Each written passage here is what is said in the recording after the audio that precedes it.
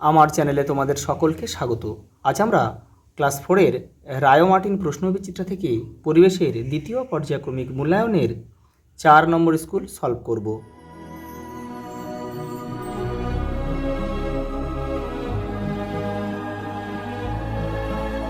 দেখো, প্রথম প্রশ্ন, সঠিক উত্তরের নিচে দাগ দাও। ঠিকঠাক খাবার না খেলে শরীরে কি হবে না? দেখো, রোগ হবে না, শক্তি আসে না, এটা আমাদের এই ক্ষমতা আসে না। খাবার না খেলে কিন্তু আমাদের শরীরে ক্ষমতা আসবে না। দেখো, শরীরের বা মনের চাহিদা অনুযায়ী খাবার খেতে হয়। শরীরের উত্তর হবে শরীরের চাহিদা। খুব বেশি বা কম খাদ্য স্বাস্থ্যের ক্ষতি করে। দেখো, এখানে হবে, দেখো, ভাত বা মাছ হলো শ্বেতসার জাতীয় খাবার খাদ্য, এটা হবে ভাত। স্নেহ বা চর্বি জাতীয় খাদ্য হলো মাখন। দেখো, সঠিক শব্দ দিয়ে শূন্যস্থান পূরণ করো। ইট একটি কঠিন পদার্থ। কাঁটা আছে এমন একটি গাছ। তোমরা লিখতে পারো বেল, কুল, ফণিমনসা। পরেরটা দেখো, তরল ও গ্যাসের নিজস্ব কোনো আকার নেই।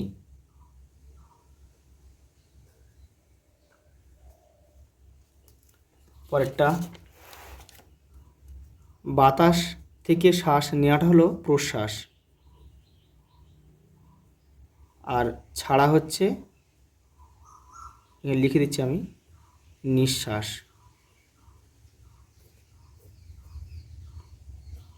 সকালবেলায় আমাদের ছায়া পড়ে কোন দিকে?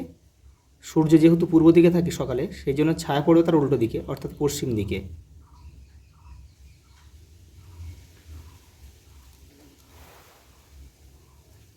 পরেরটা দেখো, একটি বাক্যে নিচের তারিখগুলির বৈশিষ্ট্য লেখো। দেখো, 12ই জানুয়ারি। 12ই জানুয়ারি স্বামী বিবেকানন্দের জন্মদিন, যেটা যুব দিবস হিসেবে পালন করা হয়। এখানে আমি লিখে দিই ছোটো করে, স্বামী বিবেকানন্দের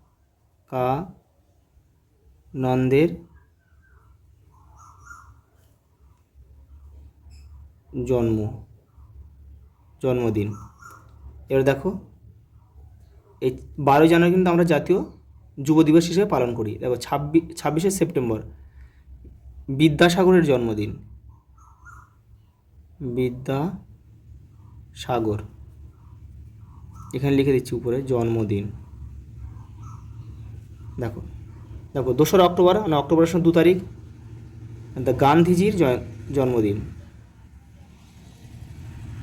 গান্ধীজির জন্ম, মানে গান্ধী বার্থডে বা গান্ধী জয়ন্তী নামে আমরা যেটা চিনি, যে তারিখটাকে আর কি।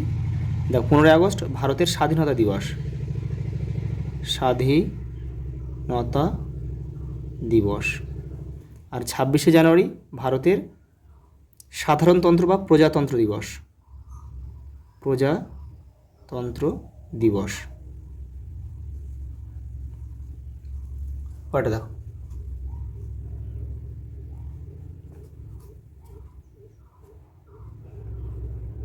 বেমানান শব্দটিতে গোল দাগ দাও।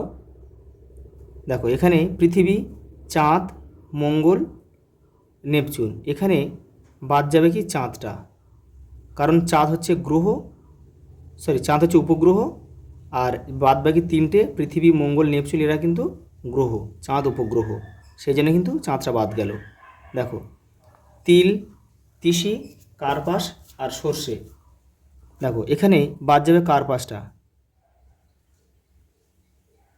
কারণ একটা তুলো, আর এগুলো সব তৈলবীজ, বাকিগুলো সব তৈলবীজ। মানে তিল, তিসি, সর্ষে থেকে কিন্তু তেল পাওয়া যায়। দেখো, সেগুন, তুলসী, থানকুনি, সর্পগন্ধা, এখানে বাদ যাবে সেগুনটা। দেখো, সেগুন, কারণ কি সেগুন একটা বৃক্ষ জাতীয় উদ্ভিদ। আর দেখো, তুলসী, থানকুনি, সর্পগন্ধা এগুলো ভেষজ উদ্ভিদ, এগুলো দিয়ে কিন্তু ওষুধ তৈরি করা হয়। পরেরটা দেখো,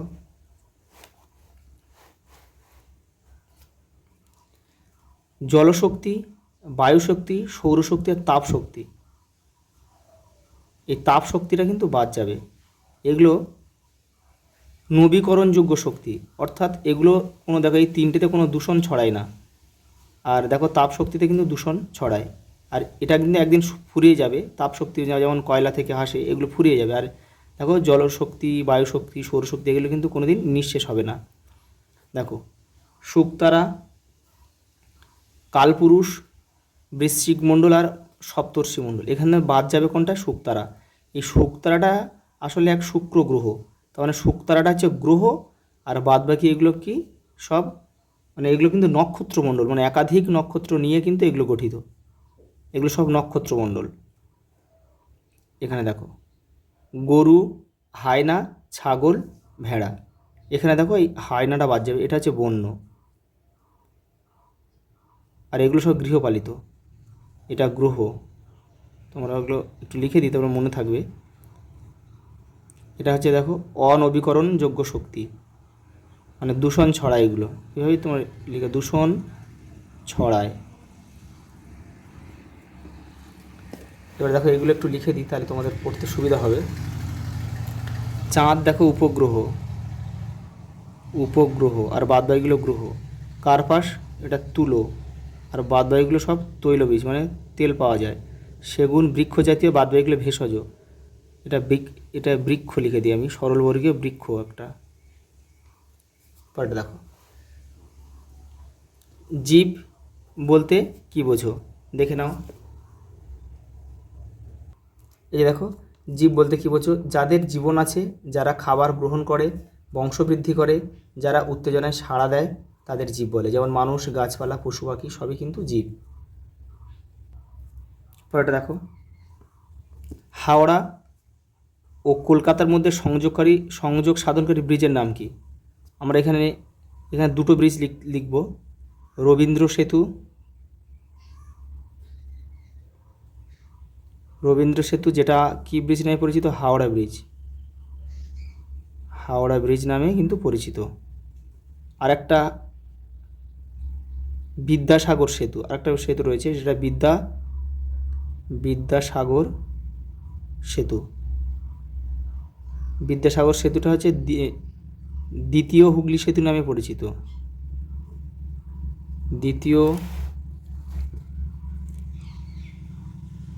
দ্বিতীয় হুগলি সেতু নামে কিন্তু এটা পরিচিত।